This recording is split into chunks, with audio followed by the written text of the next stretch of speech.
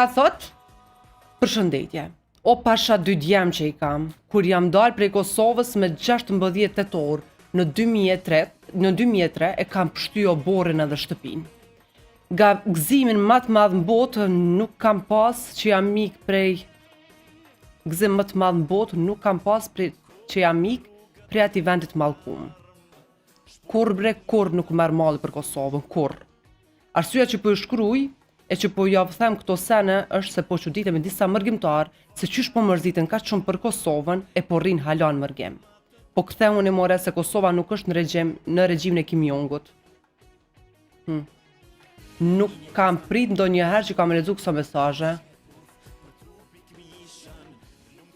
Kemi pas tema ndryshme ku kemi pyet se për çka janë largu më së shumti.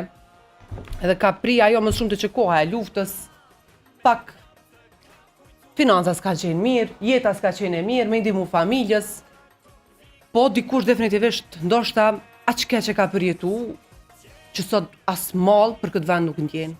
E kështu e kemi mesazhin e Zotrit Njazi. Unë e lexova Arza, po nuk e di pse Zotrisi kisha kërkuar më në telefonu, sepse e kemi. Flasim, jo nuk e ndëgjova, do flasim me Zotrin Njazi, po. Alo?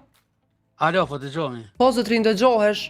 Mas pari ju përshëndes, edhe unë jam ai personi i cili e çova atë mesazhin më herët. Pse Zotrin Njazi më thuaj kështu? Po i nisim kështu bisedën me ty. Po na këtë kena pas ka një arsye që na ik prej Kosovës, edhe nuk është lehtë njëri me lëshu vendin e vet. Po kur lodhesh me gjithçka në vend lindje, atëherë detyrohesh me marr rrugën e mërgjimit, edhe je zgënjym çaq shumë siç unë që isha i zgënjym. Më thuaj, prej çka tu bë kaq boll, ë? Ke thonë Po, u zgënjeva, prej çka e zgënjy tash? Po jam zgënjy nga gjithçka atje. Për shembull, ku më apliku 3 herë në polici, krejt testet i kum kry, deri në fund ku më arrit, edhe më kanë refuzu, vetë s'ku pas pare mi dhonë me pagu për më bë polic. Këtë to që për thonë të vërtetën. Po, për shembull, gjuhën turke e di rrjedh shumë, shkrim lexim. Gjuhën serbe e di rrjedh shumë, shkrim lexim, çirilic. Gjuhën angleze e di shumë mirë sa për me komuniku.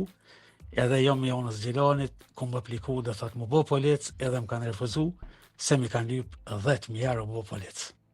Unë që ato parë si kum pas, edhe jam detyru më largu për vendit jam. Zotrin Njazi, që sa jeton në mërgjim dhe cilin vend jeton? Në Suedi jetoj nga viti 2004. Nga viti 2004. Po, që për bon 22 vjetë. Po, une kom qef gjithmonë më konë njëri sinqert. Se menej që në shumicën tek shqiptarët na mungon sinceriteti. Pse na nuk do të më konë sinqert? Për shembull, më paskon qatë shumë që mërzitëm na për Kosovë, o fjala për Mërgatën.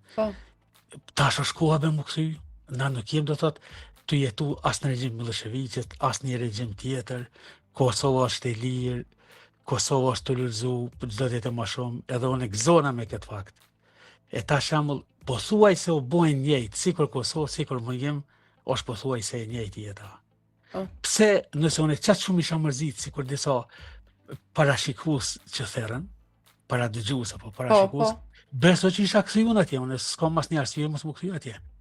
Ti nuk ndjek këtu ndonjë dëshirë ndonjëherë më kthy në Kosovë? Jo, unë s'kam dëshirë më kthy. Unë jam shumë i kënaqur në Suedi.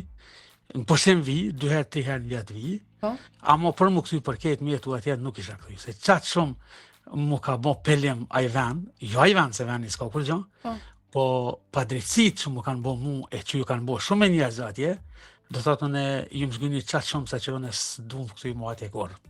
Amo, ata të cilë thojnë për mu kthy atje po mërzit na kështu, kanë mundësi më kthy. Ti thua që nuk janë të sinqert këta që po e thonë. Nuk, unë mendoj që unë jam i bindur që nuk janë sinqert. E çajo më pengon edhe çajo është arsyeja që ja shkruajta këtë mesazh, edhe çajo është arsyeja që unë u detyruam ju thirrë me bashkëbisedu me juve, më javë kallëzu çfarë sane.